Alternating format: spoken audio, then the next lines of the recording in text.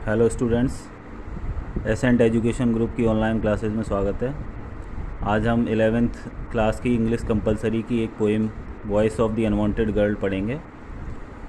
इसका literal meaning होता है अनवांटेड गर्ल मीन्स अनचाही लड़की। वॉइस माने आप जानते ही आवाज़, एक अनचाही लड़की की आवाज़। अब इस पोएम में अनचाही लड़की कौन है? अनचाही लड़की वो है जिसको अबॉर्ट कर दिया गया है, जिसका गर्भपात करा दिया गया है, जिसको मार दिया गया है अबॉर्शन करके। तो उस लड़की अपनी माँ से कुछ कहती है जब उसको मार दिया गया है। तो ये केवल सुजाता भट्ट की, जो इसकी पोइटेस हैं, कवयित्री हैं, उनके द्वारा कल्पना की गई है कि जब एक लड़की को गर्भपात करके मार दिया जाता है तो वह किस प्रकार अपनी पुकार करती है, अपनी माँ से कुछ पूछती है। तो यहाँ पर ये आर्टिकुलेशन है, पुकार है, माँ से कुछ कहना चाहती है बेटी। तो mother, I am the one you sent away when the doctor told you I would be a girl. In the end they had to give me an injection to kill me. Before I died I heard the traffic rushing outside, the monsoon slush, the wind sulking through your beloved Mumbai. I could have clutched the neon blue. पहले stanza को पढ़ते हैं। लड़की कहती है, mother, माँ, आई am the one, मैं वही हूँ, यू सेंट अवे, जिसको तुमने भेज दिया। कहाँ भेज दिया? उसको उस महिला ने गर्भपात करवा के मरवा दिया। तो वो लड़की कहती है कि आई am the one you sent away, माँ, मैं वही हूँ जिसको तुमने भेज दिया। When the doctor told you I would be a girl, और तुमने मुझे तब भेज दिया, तब गर्भपात करवा दिया और तब मुझे मरवा दिया जब डॉक्टर ने तुमको बताया। When the doctor told you, जब डॉक्टर ने तुम्हें बताया, आई वुड बी अ गर्ल, कि मैं एक लड़की होंगी। तो इसका तात्पर्य क्या है कि जैसे पहले चलता था, गैरकानूनी तरीके से गर्भ में ही लिंग का पता करते थे कि भ्रूण का लिंग क्या है। अगर वह लड़का है तो उसे रख लेते थे, और अगर वह लड़की होती है तो उसको वो क्या कर देते हैं, गर्भपात करवा के माँ का, और उसको मरवा देते हैं। यही मानसिकता हमारे भारतीय समाज में फैली हुई है, और लड़कों को ही क्या वंश वृद्धि का द्योतक समझा जाता है कि वो वंश वृद्धि उन्हीं से होती है। तो लड़कियों को अक्सर कन्या भ्रूण हत्या के जरिए मार दिया जाता है, ख़त्म कर दिया जाता है, और इसीलिए भारत का लिंगानुपात गिर रहा है। तो लड़की कहती है कि माँ, मैं वही हूँ, यू सेंट अवे, जिसको तुमने भेज दिया अपने से दूर, बहुत दूर, इस दुनिया से दूर। When the doctor told you, जब डॉक्टर ने तुम्हें बताया, आई वुड बी अ गर्ल, कि मैं एक लड़की होंगी। तो डॉक्टर ने जैसे ही टेस्ट किया तो उसने बताया कि आपके पेट में लड़की है, और माँ ने गर्भपात करा के उस लड़की को मार दिया। In the end they had to give me an injection to kill me. अंततः, इन द एंड, अंत में, दे यहाँ पर डॉक्टर्स और नर्स स्टाफ के लिए आया है। They had to give me an injection, उन लोगों को, डॉक्टर्स को और नर्सिंग स्टाफ को, मुझे एक इंजेक्शन देना पड़ा टू किल मी, मुझे मारने के लिए। तो कन्या भ्रूण हत्या में एक इंजेक्शन दिया जाता है तो जो भ्रूण को ख़त्म कर देता है। तो उस लड़की कहती है कि माँ, अंत में उन्होंने मुझे एक इंजेक्शन दिया मुझे मारने के लिए, बट बिफोर आई डाइड, लेकिन उससे पहले मैं मरती, आई हर्ड, मैंने कुछ सुना। कौन कौन सी आवाज़ें सुनी? ये क्वेश्चन बनता है कि बच्ची ने मरने से पहले क्या क्या सुना। तो लड़की कहती है, बच्ची कहती है, before I died I heard, कि मैं जब मरी उससे पहले मैंने कुछ सुना। द ट्रैफिक रशिंग आउटसाइड, मैंने सुना, ट्रैफिक माने यातायात, रशिंग माने तेज़ी से दौड़ता हुआ, आउटसाइड माने बाहर।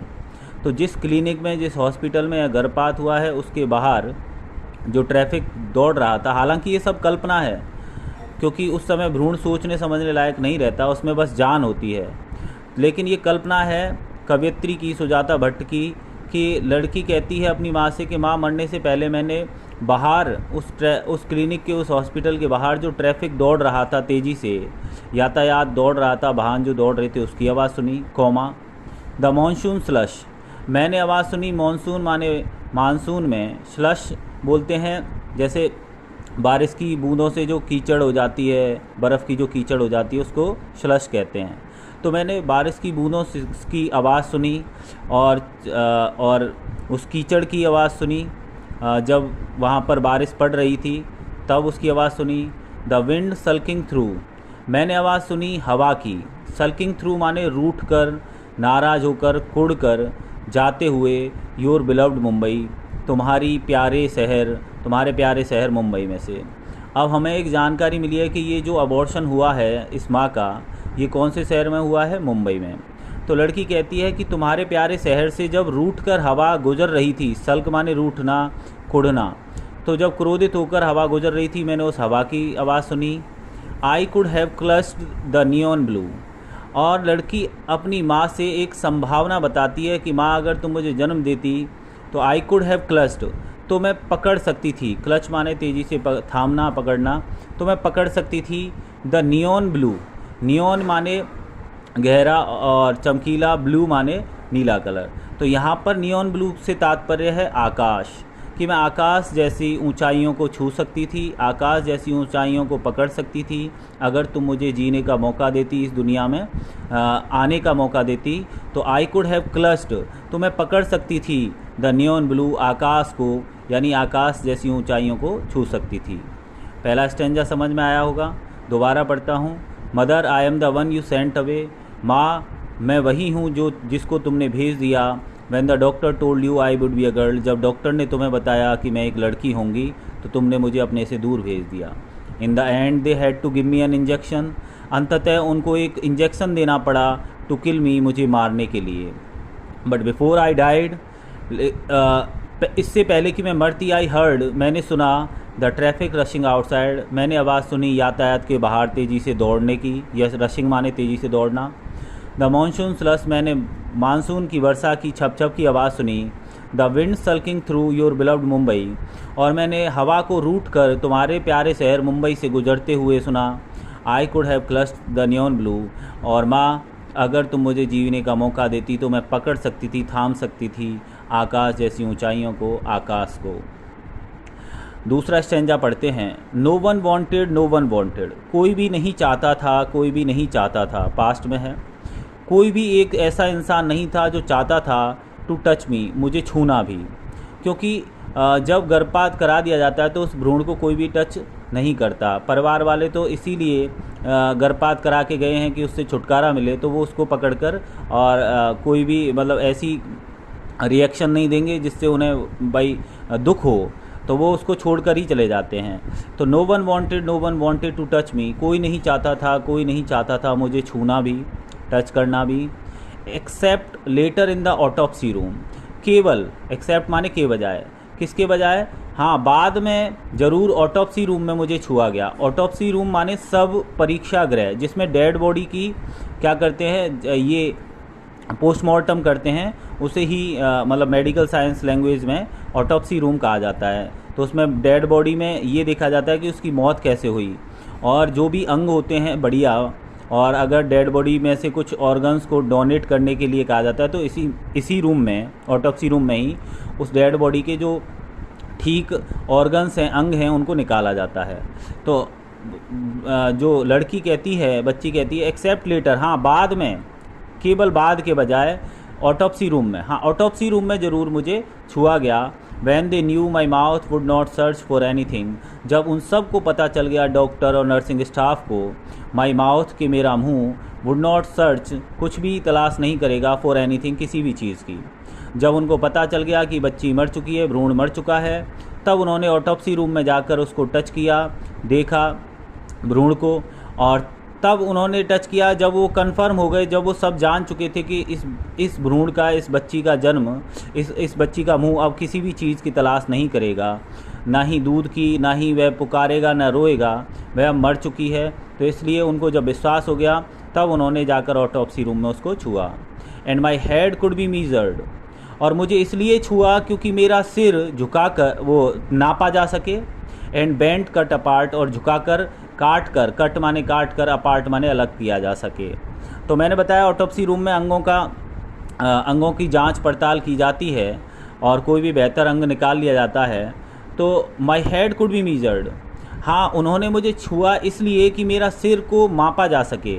अब डॉक्टर्स अपनी स्टडी के लिए भी इस भ्रूण को नापते रहते हैं कि इतने महीने का भ्रूण है तो उसका सिर कितना विकसित हुआ है, और उसे और मीज़र इसलिए भी करना पड़ता है कि बीच में से कपाल एक निश्चित जगह पर से ही खोली जा सकती है ब्रेन निकालने के लिए। तो उन्होंने सिर को मापा ताकि उसको काट कर अलग किया जा सके और उसमें से मस्तिष्क को निकाला जा सके। बिल्कुल बीचों बीचों हमारे सिर के बीचों बीच में से एक जॉइंट होता है जो वो बहुत मजबूत होता है, ठीक है, उसे मतलब आरी से और इस प्रकार की चीज़ों से काटा जाता है। तो लड़की कहती है कि उन्होंने मुझे इसलिए छुआ क्योंकि मेरा सिर मीज़र किया जा सके, मेजरमेंट किया जा सके, मापा जा सके और झुकाकर, बेंट माने झुकाकर, कट अपार्ट काट कर अलग किया जा सके। और जब काट कर अलग किया गया था उसका सिर, तो बच्ची कहती है I looked like a sliced pomegranate. तो माँ मैं कैसी दिखाई दे रही थी? मेरा सिर दिखाई दे रहा था। स्लाइस्ड माने जो फाँक होती है, फल में से जो फाँक निकलती है। स्लाइस्ड पोमग्रेनेट माने अनार।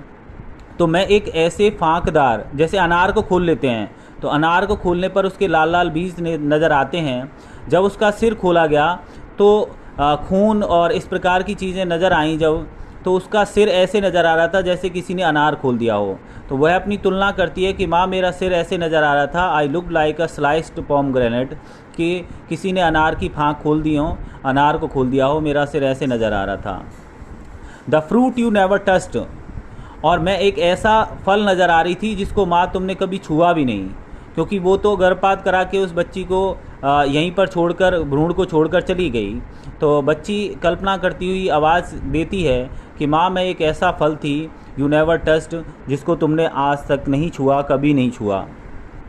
Mother I am the one you sent away, माँ मैं वही हूँ जिसको तुमने भेज दिया। When the doctor told you I would be a girl, जब डॉक्टर ने तुम्हें बताया कि मैं एक लड़की होंगी तो इसलिए तुमने मुझे छोड़ दिया। और देखिए अब आया है गर्भपात का कारण, योर सेकंड गर्ल, मैं तुम्हारी दूसरी लड़की होंगी। भारतीय समाज में एक लड़की मतलब लोगों की ऐसी मानसिकता होती है, खासकर कि अशिक्षित समाज में, तो वहाँ पर इस प्रकार, और पढ़े लिखे समाज में भी ये घटनाएं होती हैं कि एक लड़की के बाद अगर दूसरी लड़की हो जाती है तो माँ बाप इस प्रकार की मतलब नहीं चाहते उसको, और इसीलिए इसका गर्भपात किया गया है कि मैं तुम्हारी दूसरी लड़की होती। एक लड़की पहले से थी इस माँ पर और ये दूसरी बच्ची थी, और इसीलिए इन्होंने गर्भ में उसको चेक करवा के कि एक लड़की है और इसका गर्भपात करवा के इसको मरवा दिया। ये है यहाँ पर गर्भपात का कारण, योर सेकंड गर्ल, मैं तुम्हारी दूसरी लड़की होती इसलिए तुमने मुझे मरवा दिया। आफ्टरवार्ड्स, अच्छा लड़की कहती है कि जब गर्भपात हो चुका था, मैं मर गई थी और उसके बाद मेरा सिर भी काट कर अलग कर दिया गया। आफ्टरवार्ड्स, गर्भपात करने के बाद क्या हुआ था? उसके बाद, आफ्टरवार्ड्स माने उसके बाद, as soon as you could, जितना जल्दी हो सकता था उतना जल्दी, you put on your grass green sari, तुमने अपनी पहन ली थी, ग्रास माने गहरे हरे कलर की, गहरे हरे कलर की, घास जैसे हरे कलर की साड़ी पहन ली थी। जैसे ही गर्भपात करवाया माने, वैसे ही गर्भपात करवाने के बाद वो घर के लिए रवाना हुई। तो उसने क्या किया कि जितनी जल्दी हो सके अपनी घास जैसी हरे रंग की साड़ी पहन ली। The orange stems of the parijatak blossoms, और जो ऑरेंज स्टेम्स थे यानी जो नारंगी कलर के तने थे, तना वो होता है, मतलब यहाँ पर पूरा तना नहीं, जो फूल के नीचे डंडी सी निकली रहती है उसको स्टेम कहा गया है। तो जो नारंगी कलर का जो तना था ऑफ द पारिजातक ब्लॉसम, पारिजातक एक फूल का नाम होता है, पारिजातक फूलों का जो तना था वो ग्लिसन इन योर हेयर, और यहाँ पर जो पारिजातक ब्लॉसम जो तुम्हारे बालों में लगा हुआ था, पारिजातक का फूल, ग्लिसन माने चमक रहा था, इन योर हेयर माने तुम्हारे बालों में। तो the orange stems of the parijatak blossoms glisten in your hair, वह नारंगी कलर के जो तने थे वो किसके? पारिजातक फूल के, वो तुम्हारे बालों में चमक रहे थे। आदि हम इसको बाद में पढ़ेंगे, आदि आप एक बार दो बार इस वीडियो को देख लीजिए, फिर एक बार पूरी इस पोएम को दोबारा पढ़ेंगे।